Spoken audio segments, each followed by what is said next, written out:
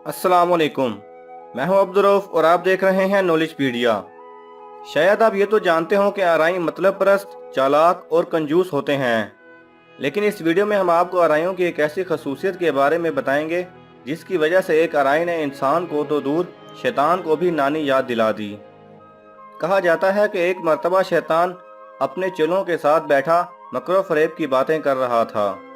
शैतान ने अपने एक चेले को लोगों से धोखा दिलवाने और बुरे काम करवाने की तरकीब बताई, तो उस चेले ने बाकमाल और ज़बरदस्त तरकीब होने की वजह से शैतान को दाद दी।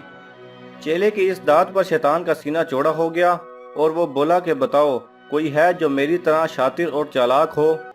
सब चेले बोले कि हजूर ऐसा कोई नहीं, लेकिन एक चेला खामोशी से बैठा रहा।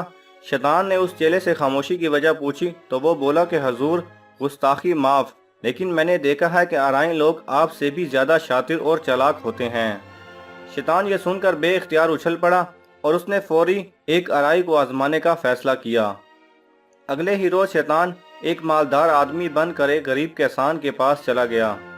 शैतान ने उस गरीब आरआई से कहा कि सारी इन्वेस्टमेंट मैं करूंगा और फसल की काश्त और कटाई वगैरह तुम्हारे जिम्मा होगी।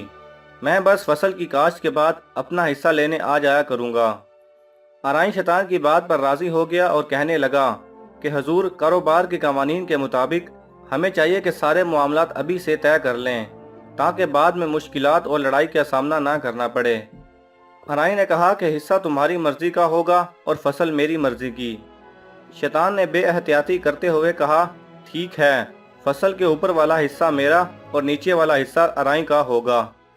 फिर कुछ महीने बाद जब शैतान वापस आया तो आरआई ने प्याज की फसल उगाई हुई थी, लिहाजा प्याज आरआई के हिस्से में आए और ऊपर वाले पत्ते शैतान के हिस्से में।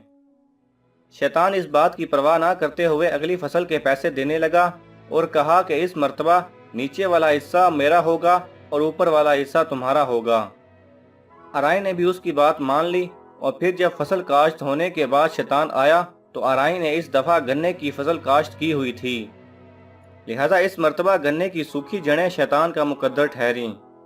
शैतान ने आरआई से मुखातिब होकर कहा कि मुझे 2 मर्तबा शदीद खसारा हुआ है, लिहाजा इस दफा फसल का ऊपर वाला और नीचे वाला हिस्सा मेरा होगा, जबकि दरमियान वाला हिस्सा तुम्हारा होगा।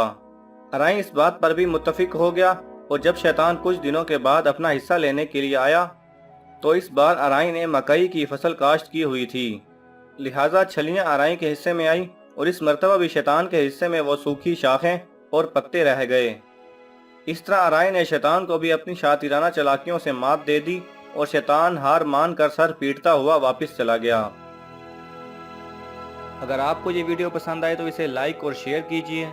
किसी भी किस्म के सवाल और इजहार राय की खातिर कमेंट्स कीजिए और मज़ीद ऐसे दिलचस्प वीडियोस देखने के लिए हमारे चैनल को सब्सक्राइब करें और साथ में बने बेल आइकन पर लाजमी क्लिक करें।